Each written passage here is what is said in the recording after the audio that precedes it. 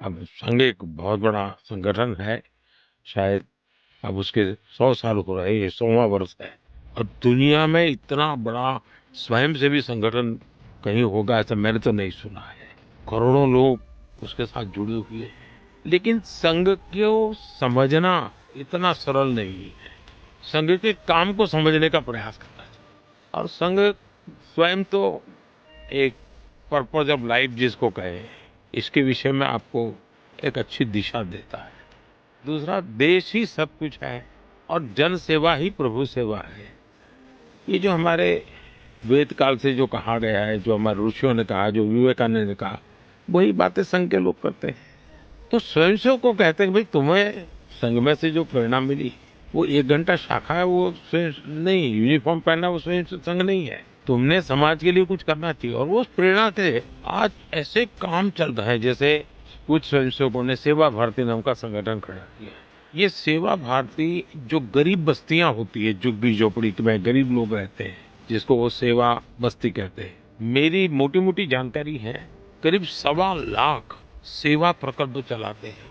और किसी सरकार की मदद के बिना जो समाज की मदद से वहां जाना, समय देना, बच्चों को पढ़ाना, उनके हेल्थ की चिंता करना, ऐसे ऐसे काम करते हैं।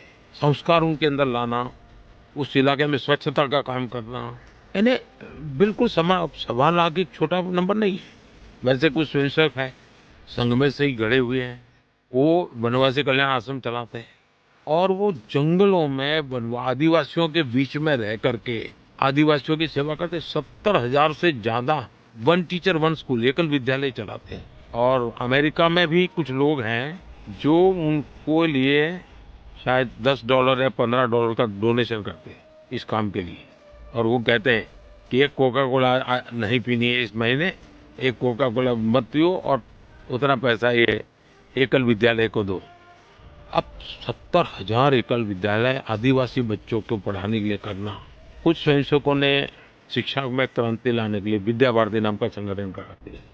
करीब 25,000 स्कूल चलते हैं उनके देश में।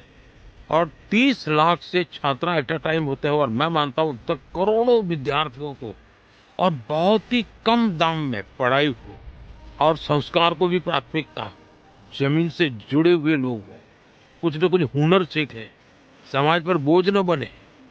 यानी जीवन के हर क्षेत्र में वे, चाहे महिला हो, युवा हो, इवन मजदूर, शायद उन मेंबरशिप के हिसाब से मैं कहूँ तो भारतीय मजदूर संघ है, शायद उसके 55,000 के करीब यूनियंस है शायद।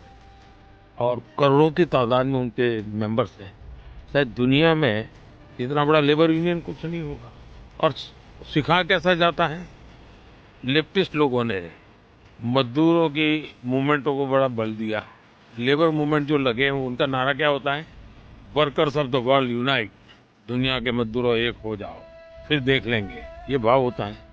ये मजदूर संघ वाले क्या कहते हैं, जो आरएसएस की शाखा से निकले हुए स्वयंसेवक मजदूर संघ चलाते हैं, वो कहते हैं वर्कर्स यूनाइट द वर्ल्ड। वो कहते हैं workers of the world unite, ये कहते हैं workers unite the world. Unite the world. ये कितना बड़ा वाक्य, दो शब्दों में इधर उधर है, लेकिन कितना बड़ा वैचारिक बदलाव है। ये संघ की शाखा से निकले हुए लोग अपनी रुचि, प्रकृति, प्रवृत्ति के अनुसार जब काम करते हैं तो इस प्रकार के गतिविधियों को बल देते हैं। और जब इन कामों को देखेंगे तब आपको 100 साल में राष्ट्रीय स्वयंसेवक संघ ने भारत के सारे चकाचौंध दुनिया से दूर रहते हुए एक साधक की तरह समर्पित भाव से, तो मेरा ही सौभाग्य रहा कि ऐसे पवित्र संगठन से मुझे संस्कार मिले जीवन के, लाइफ ऑफ पर्पज में जो मिला। मेरा सौभाग्य रहा कि मैं कुछ पल के लिए,